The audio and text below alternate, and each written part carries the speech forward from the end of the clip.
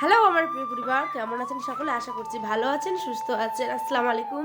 সকলকে জানাই পবিত্র ঈদ মোবারক, তাই না? আর আজকে আমি গতকালের ভিডিওটা আপলোডে দিলাম, ঠিক আছে?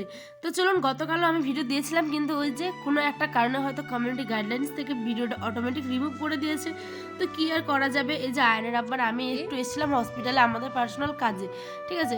তো এই যে বাড়ি আসি, আজকে মেলা কাজ জানেন। বাড়ি এসেই দেখি সমস্ত ঘর এলোমেলো, ঘরগুলো গুছালাম, বারান্দা গুছালাম, ঝাড় দিলাম, উঠোন ঝাড় দিলাম, এত কিছু আর দেখাতে পারিনি।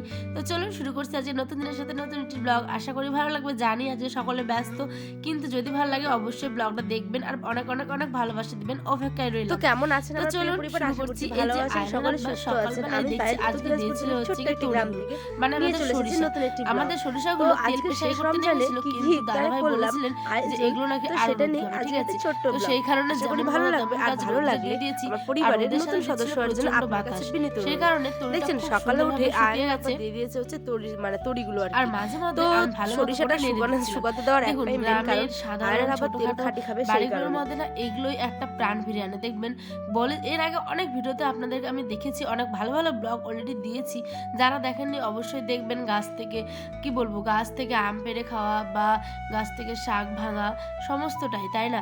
তারপরে যে মাঠে ঘাটে সরিষার তোলা, তারপরে হচ্ছে কি সরিষা কিভাবে কাটা হয়, সমস্তটা একবার যা আমার চ্যানেলটা একবার ভালো লাগলে ভিজিট করবেন। আশা করি অনেক অনেক ব্লগগুলো আপনাদের ভালো লাগবে। তো চলুন সবাই যে ইফতারের সকল অনেকগুলো তো কাজ করলাম সকাল থেকে উঠেই, তো ইফতারের জন্য এই যে এই রান্নাবাড়ি নিয়ে বসে পড়েছি। আজকে যেহেতু আমাদের রমজান মাসের শেষ দিন, ঠিক আছে? আগামী বছর ইনশাল্লাহ আবার যখন সকলে ভালো থাকবো সুস্থ থাকবো আবার একসাথে রোজা হবে। তো আজকে যেহেতু লাস্ট আমাদের রমজানের মাসের শেষ দিন, আগামীকাল হচ্ছে ঈদ, আজকে আমি ভিডিওটা দিব, আজকেই কিন্তু ঈদ, ঠিক আছে? তো সকলকে অনেক অনেক ভালোবাসা, প্রীতির শুভেচ্ছা ঈদের, আর সকলকে ঈদ মোবারক। তো এখানে যে আমি লাস্টে লুচি করেছিলাম, তারপরে হচ্ছে সেমাই, আর কি কি হয় সেটা অবশ্যই ব্লগটা স্কিপ না করে দেখুন, আশা করি ভালো লাগবে।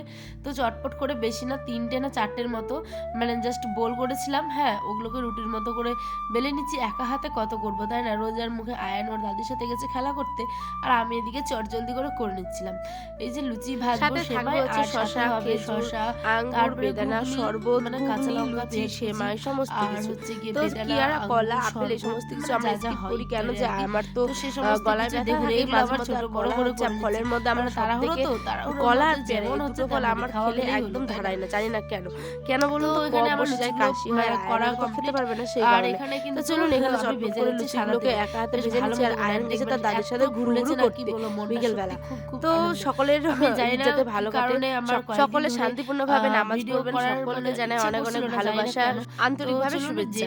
তো চলুন এখানে লুচিগুলো তো চটপট করে ভাজা হয়ে গেছে, আর তার সাথে আর ভালো লাগলে আমার পরিবারের নতুন সদস্য, আর তৎক্ষণাৎ কিন্তু আয়নের আব্বা চলে গেছিল হচ্ছে তেল পেশাই করতে, কিন্তু পরে আর দেখাতেই পারিনি আমি।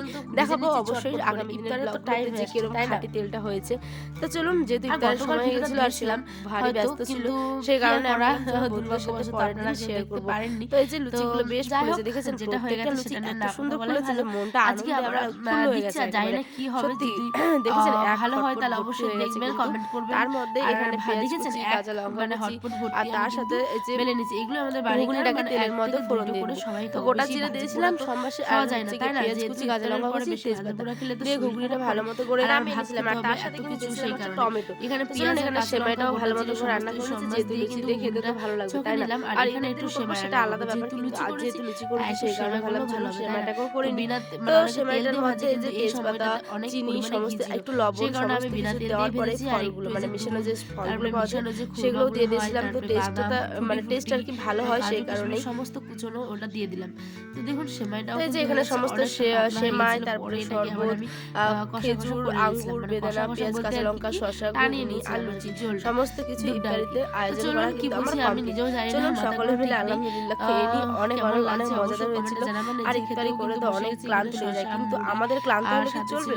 আমাদের তো অনেক কাজ, তাই না? এতগুলো রান্না, সঙ্গে সঙ্গে বাসন ধোয়া, তারপরে এতগুলো রান্না করেছিলাম হচ্ছে ডিম আলুর তরকারি, তার সাথে করেছিলাম মিষ্টি কুমড়ো, সজনা আর আলু দিয়ে একটা মেশানো তরকারি, আর সাথে করেছিলাম হচ্ছে যেটা চাটনি আর কি। তো উপায় নেই, কাজ তো করতেই হবে, আর এখানে যে আমি এখন কি বলবো সবজিটা বসাবো পাঁচফোড়ন আর শুকনো লঙ্কা, আদা বাটা, জিরে বাটা দিয়ে এখানে একটা সুন্দর করে মেশানো সবজি করব। সাথে দিয়ে দিচ্ছি কাঁচা লঙ্কা। তো আজকে ডিম আলুর ঝোল আর এই যে মিশানো সবজিটা আর সাথে চাটনি, এই লাল টমেটোর চাটনি। আমরা যেহেতু আবার ঈদের পরে বাবার বাড়ি যাব, তো ভাবছি টমেটোগুলো নষ্ট করে কি লাভ, সেই কারণে এখানে আবার চাটনিটাও করে নিয়েছে। আর এখানে সবজি, তারপরে মাংস বলছি, ডিম, সমস্ত কিছু কমপ্লিটের দিকে। তো চলুন, কি আয়নের আব্বা এখন তাড়াতাড়ি পরে আসবে, দেখতে দেখতে প্রায় 9:30 মতো বেজে গেছে। আজকে যেহেতু আমাদের জুম্মাতে ফাতিহা হচ্ছিল, সেই কারণে অনেকগুলো সেন্নি নিয়ে এসছে। তো চলুন, আগামী বছর আবার সকলের রোজা যাতে ভালো হয় ইনশাল্লাহ। আল্লাহ হাফেজ, ঈদ মোবারক।